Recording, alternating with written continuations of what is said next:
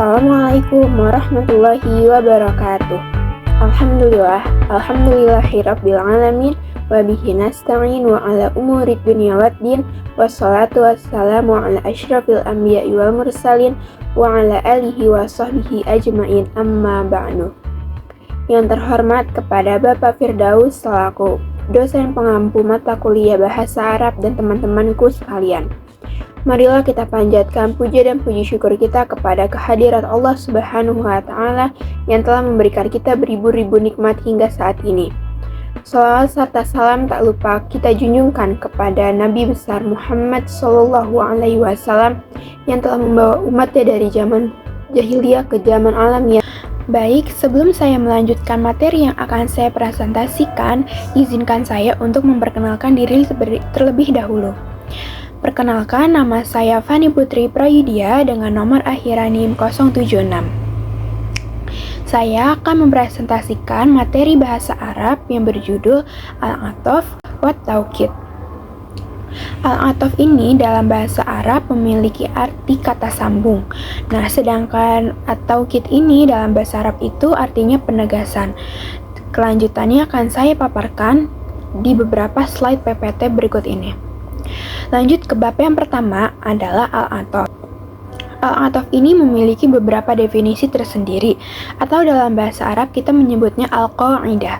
Saya mengambil salah satu definisi dari salah satu buku pembelajaran bahasa Arab yang menyebutkan bahwa kaidah Al-Ataf adalah Al-Ataf huwa tabi'un yatawassatu bainahu wa baina masbu'ihi harfun min ahrufil atfil asyrati ati dzakarha.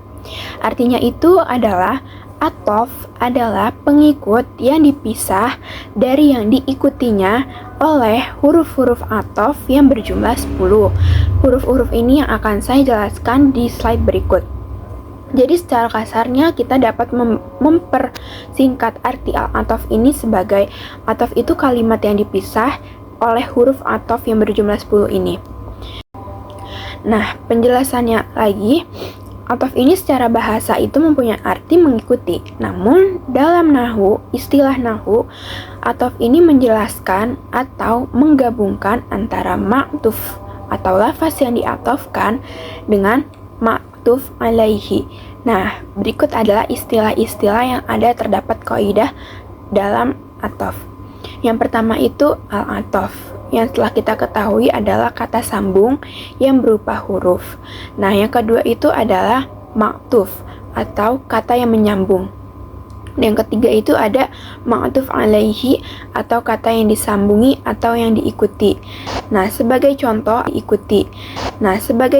agar saya memberikan pemaparan yang jelas adalah sebagai berikut. Di sini saya memberikan contoh sholal imam wal ma'mum. Sholat di sini berkedudukan sebagai fi'il madi atau fi'il yang telah lampau. Al-imam ini berkedudukan sebagai fa'il atau pelaku, subjek. Nah, al-imam ini tuh dalam kaidah al-ataf ini memiliki kedudukan ma'tuf alaih atau yang diikuti atau yang disandari atau yang menyambungi kata lain. Nah, ada di sini huruf ataf, salah satunya itu waw. Waw di sini tuh memiliki arti dan. Waw ini tuh berkedudukan sebagai huruf ataf ya teman-teman. Nah, selanjutnya itu ada al-ma'mum. Al-ma'mum ini juga berperan sebagai fa'il atau subjek. Nah, ma'mum ini disebut sebagai ma'tuf yang artinya yang mengikuti. Jadi, dia itu mengikuti imam dengan pemisahnya itu adalah huruf waw itu. Nah, selanjutnya itu ataf itu terbagi menjadi dua teman-teman, yaitu ataf bayan dan ataf nasakh. Nah, ataf bayan di sini adalah tabi yang berupa isim jamid lagi menyerupai sifat di dalam menjelaskan perihal ma'tufnya serta terikat oleh lafaz sebelumnya. Nah, tabi itu kan berupa pengikut ya, yang berupa isidah ya teman-teman. Nah, contoh dari penggunaan isim jamid di ataf ini adalah Ja'a Zaidun Abu Bakrin. Nah, yang artinya itu adalah telah datang Zaid Abu Bakrin. Maksudnya ini adalah Zaid Abu Bakrin ini menjelaskan tentang Zaid alias Abu Bakar. Jadi seperti itu. Nah, yang selanjutnya itu adalah atof nasak. Nah, atof nasak ini adalah tabi yang diantaranya dia dan ma'tufnya itu ditengah-tengahi oleh salah satu huruf atof. Seperti contoh yang telah saya jelaskan pada slide sebelumnya. Nah, saya akan memberikan contoh yang baru.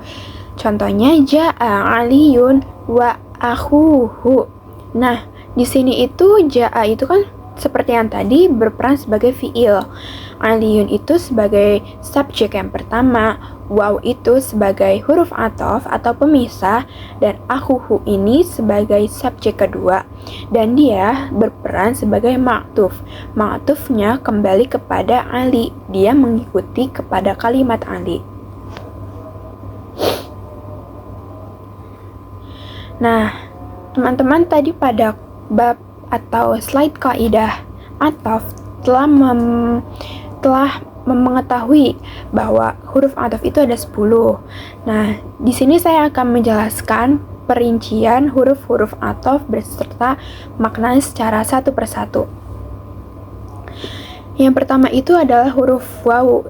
Nah, tadi di beberapa contoh yang telah saya uraikan itu saya selalu memberikan huruf waw sebagai contohnya. Waw ini adalah artinya itu sebagai dan. Huruf ini memiliki makna limut lakil jam'i, yaitu menyelaraskan maktuf dengan maktuf alaih. Artinya menyamakan gitu, kayak mengikuti. Maktufnya itu harus mengikuti maktuf alaihnya. Kalau misalkan maktuf alaihnya itu fathah, dia harus fathah. Kalau misalkan maktuf alaihnya dia dhammah, dia maka harus dhammah dengan pemisah waw. Nah, kembali ke contohnya yaitu qoma Zaidun wa Ahmadun. Di sini kita telah melihat Zaid itu kan berarokat akhiran domah. Nah, dipisahkan oleh waw ini sebagai huruf atof. Nah, Ahmadun ini harus kembali mengikuti kepada si Zaid atau kembali mengikuti ma'tuf alaih. Makanya dia memiliki akhiran harokat domah. Jadi tidak boleh teman-teman kalau misalkan ada memberikan contoh, misalkan qoma Zaidun wa Ahmadin, itu salah teman-teman, karena kaidahnya itu ma'tuf atau si Ahmad ini harus mengikuti si Zaid yang berperan sebagai ma'tuf alaih. Nah, yang nomor 2 itu adalah huruf fa. Fa ini memiliki arti maka. Nah, huruf ini tuh memiliki makna litartib wal ta'kib, yaitu memiliki makna menertibkan dan tidak dipisahkan oleh waktu yang lama. Jadi kalau misalkan di bahasa Arab itu teman-teman, huruf itu memberikan makna yang berbeda-beda. Bahkan dia bisa memberikan rentang waktu dari kegiatan itu sendiri. Nah, seperti contoh hadoro Muhammadun fasalimun. Nah, hadoro itu kan hadir, Muhammadun Muhammad, fasalimun maka salim. Nah, jadi kalau misalkan ingin memberikan arti yang secara jelasnya untuk dimengerti, yaitu Muhammad datang, maka salim juga datang. Istilahnya tuh kayak waktunya tuh bereretan gitu teman-teman. Kayak Muhammad pertama datang nih, nanti si salim juga datang ikut. Nah, di sini tuh huruf atofnya berupa fa. Lanjut ya teman-teman. Nah, huruf selanjutnya itu adalah summa, yang artinya kemudian. Summa ini memiliki makna litarotib wa tarohi, yaitu tertib dan dipisah oleh waktu yang lama. Kalau tadi fa itu dipisah oleh waktu yang cepat atau tidak lama, kalau summa ini memiliki rentang waktu yang agak renggang. Nih, misalkan contohnya matal imam summa tabi'ihi. Nah, karena arti dari mata ini adalah meninggal, nah itu kan pasti diselingi oleh beberapa bulan atau beberapa hari dengan jarak waktu yang bisa dikatakan lama. Di sini artinya itu imam telah wafat atau pemimpin itu telah meninggal dunia. Nah, kemudian menyusullah si pengikutnya tabi ini, si pengikutnya imam ini meninggal. Jadi kalau misalkan didefinisikan secara lebih jelasnya lagi, imam telah meninggal, kemudian beberapa bulan kemudian nih si pengikutnya ini juga meninggal. Seperti itu teman-teman. Nah, yang selanjutnya ini adalah hatta yang memiliki arti hingga atau sampai, yang memiliki makna sebagai berikut ini. Pertama itu ma'tufnya berupa isim zohir. Yang kedua ma'tufnya merupakan bagian dari ma'tuf alaih. Yang ketiga merupakan puncak dalam pertambahan atau pengurangan. Nah, saya kasih contoh terlebih dahulu, baru saya akan menjelaskan secara rinci. Nah, contohnya itu adalah akal sama kata hatta ra'saha. Nah, di sini kita bisa memaparkan akal itu sebagai fi'il madi yang artinya saya telah makan. Sama kata ikan hatta ra'saha, hingga ke kepalanya. Jadi ibaratnya saya nih makan ikan sampai habis gitu, sampai dari ekor ke kepalanya. Nah, di sini tuh akal itu maktufnya kan asam ra'saha ya. Nah, itu tuh disebut isim zohir. Nah, kalau ma'tufnya juga itu merupakan bagian dari ma'tuf alaihnya. Kenapa? Di sini tuh ada kalimat, ada kata ha. Nah, ha-nya itu kembali sama kata. Nah, ha-nya itu menandakan mu'annas. Nah, di sini sama katanya itu ada tak marbutohnya, maka dia dikatakan mu'annas. Yang ketiga itu karena makna yang merupakan puncak dalam penambahan atau pengurangan. Nah, jadi tuh kita bisa tuh menggambarkan juga kayak hatta ra'saha, ibaratnya itu kan sampai penghabisan ya, sampai pengurangan dari ikan itu sendiri. Jadi seperti itu teman-teman. Nah, selanjutnya itu nomor 5 itu adalah au. Nah, au itu memiliki arti atau dengan makna sebagai berikut. Yang pertama itu litakhir, yaitu maknanya ini memberikan makna memilih antara ma'tuf atau ma'tuf alaihi. Nih, contohnya gini teman-teman. Tazawwaj Maryam au akhuha au ukhtaha, afwan. Contohnya itu tazawwaj Maryam au ukhtaha.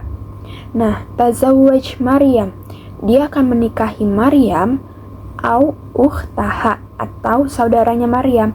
Nah, karena au memiliki makna pertama litakhir ini untuk memilihkan, di sini tuh au memberikan opsi pertama. Opsi yang pertama itu Maryam, yang kedua ini ukhtuha atau saudaranya. Jadi, dia nih akan memilih si Maryam atau saudaranya. Begitu kira-kira. Nah, yang kedua ini lil ibahah, atau boleh memilih antara ma'tuf dan ma'tuf alaihi. Nah, misalnya itu khudhil kitab awil kurasah. Nah, khudhil kitab awil kurasah ini artinya tuh ambil kitab tuh atau buku tulis. Nah, itu tuh bisa memilih kalian tuh mau ngambil kitab atau mau ngambil buku tulis, dan itu diperbolehkan.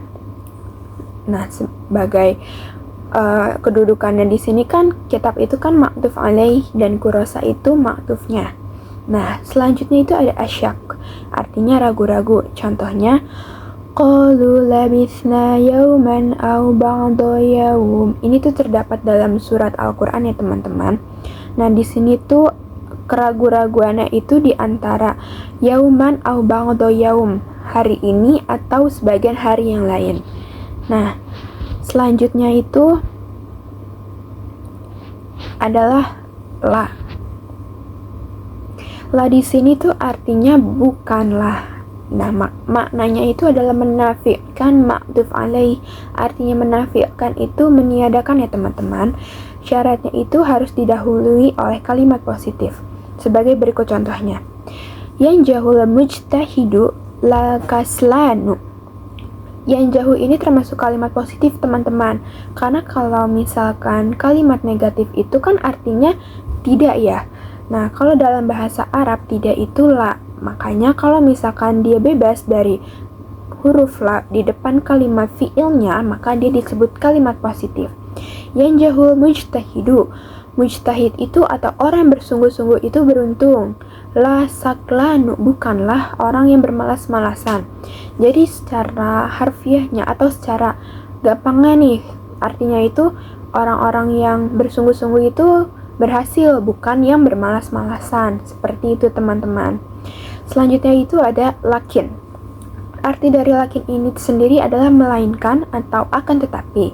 Nah, fungsinya makna lakin ini merupakan kebalikan dari la, kebalikan dari bukanlah. Nah, syaratnya ini harus didahului oleh nafi atau nahi. Nafi itu kan meniadakan dan nahi itu seperti larangan. Nah, di sini tuh ada contohnya maqaratu darsa lakinal Qur'an. Maqaratu ini tuh termasuk kalimat nafi ya teman-teman, atau meniadakan. Dalam artiannya maqaratu, aku tidak membaca. Enggak, saya tidak membaca. Ad-darsa lakinal Qur'an. Jadi artinya saya tidak membaca pelajaran ad-darsa lakina, akan tetapi saya membaca Al-Qur'an. Nah, di sini kan udah jelas tuh syaratnya harus didahului oleh nafi atau nahi. Nah, nafinya itu ma qara'tu. Oke, selanjutnya itu adalah bal, yang artinya bahkan. Bal ini memiliki makna sebagai berikut. Yang pertama al-itrab, yaitu berpaling atau berpindah dari kalam sebelumnya.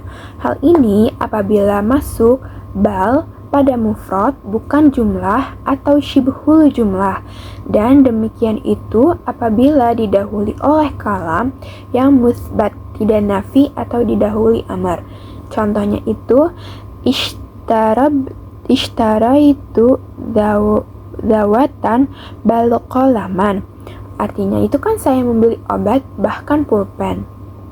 Nah, di sini tuh didahului bal ini kemasukan pada mufrad. Mufradnya itu di dawatan atau kalimat yang satu. Nah, selanjutnya itu maknanya itu adalah huruf ataf untuk istadrak, yaitu bermakna lakin. Akan tetapi, hal ini apabila bal ini didahului oleh nafi atau nahi, yaitu la yadhhabul bakrun bal ahmadu. Di sini la yadhhabu itu sebagai huruf nahfi atau meniadakan. Artinya Bakar tidak pergi, tetapi yang pergi itu Ahmad. Nah, selanjutnya itu adalah am. Am ini tuh memiliki arti yang sama seperti au pada huruf sebelumnya yang telah kita bahas tadi, yaitu artinya itu atau. Nah, faedahnya ini atau maknanya ini ada dua, yaitu pertama untuk ta'yin atau untuk menentukan antara ma'tuf atau ma'tuf alaihi. Biasanya itu diawali oleh hamzah istifham. Jadi gini teman-teman, am ini tuh berperan sebagai pembatas antara pilihan satu dengan pilihan kedua. Contohnya itu am aku ka Ahmad am Mahmud. Nah, orang pertama ini bertanya kepada orang kedua, saudaramu itu si Ahmad atau si Mahmud? Nah, hamzah istifham itu hamzah yang pertama itu memiliki arti apakah. Nah, untuk huruf atofnya itu kan am yang memiliki makna sebagai pemisah untuk memberikan penentuan. Nah, jadi dia tuh memberikan penentuan antara pilihan A si Ahmad dan B pilihan B itu ada si Mahmud. Nah, untuk makna yang kedua itu adalah menunjukkan makna taswiyah atau kesamaan antara ma'tuf dan ma'tuf alaihi apabila didahului oleh jumlah yang setara. Nah, di sini itu contohnya sawa'una alayya afahamta ma qultu am lam tafham. Bagiku sama saja kamu mengerti ataupun kamu tidak mengerti apa yang aku katakan. Jadi itu ibaratnya gini, kayak bagi aku tuh sama aja kamu ngerti atau enggak yang kamu katakan. Jadi ya udah, aku sama aja buat aku, kamu ngerti apa enggaknya. Nah, di sini tuh kenapa disebut didahului jumlah yang setara? Karena di sini tuh jumlah itu kan berupa kalimat ya teman-teman. Nah, kalimat itu dalam bahasa Arab ada yang namanya jumlah ismiyah, yaitu mubtada khobar, dan jumlah fi'liyah, fi'il dan fa'il. Nah, di sini tuh berupa jumlah fi'liyah ya teman-teman, karena Ma'tuf alaih yang pertama itu afahamtu ma qultu, yaitu fi'il dan fa'il. Lam tafham. Lam tafham juga memiliki kedudukannya sebagai fi'liyah. Nah, huruf ataf yang terakhir itu adalah imma, yang artinya ada kalanya. Contohnya ta'lamal fiqh immal lughah, yang artinya belajarlah, entah itu atau ada kalanya belajar fikih atau bahasa Arab. Jadi gini teman-teman, kayak misalkan kalian tuh disuruh belajar, entah itu fikih atau bahasa Arab, intinya kalian disuruh belajar. Imma di sini itu kan sebagai pemisah ya teman-teman, antara fikih dan si lughah ini atau bahasa ini. Nah, selanjutnya adalah bab kedua, yaitu bab taukid. Taukid dengan kaidah takrirun yuradu bihi tasbitu amru mukarrar fi nafsi sami', yaitu pengulangan yang dimaksudkan agar lawan bicara yakin dengan apa yang dia dengar. Jadi itu ibaratnya gini teman-teman, kalau misalkan kita nanya agar dijawab oleh orang yang kita tanya itu satu kali aja jawabnya, dia butuh penegasan, makanya disebut taukid. Itu kayak ditegasin nih, jawabannya ini biar nggak diulang-ulang. Nah, selanjutnya bayannya adalah taukid merupakan isim yang mengikuti kata yang dikuatkan, baik dalam keadaan rafa'nya, nasabnya, khafadnya, maupun ma'rifahnya. Taukid terbagi menjadi dua, yaitu taukid lafzi.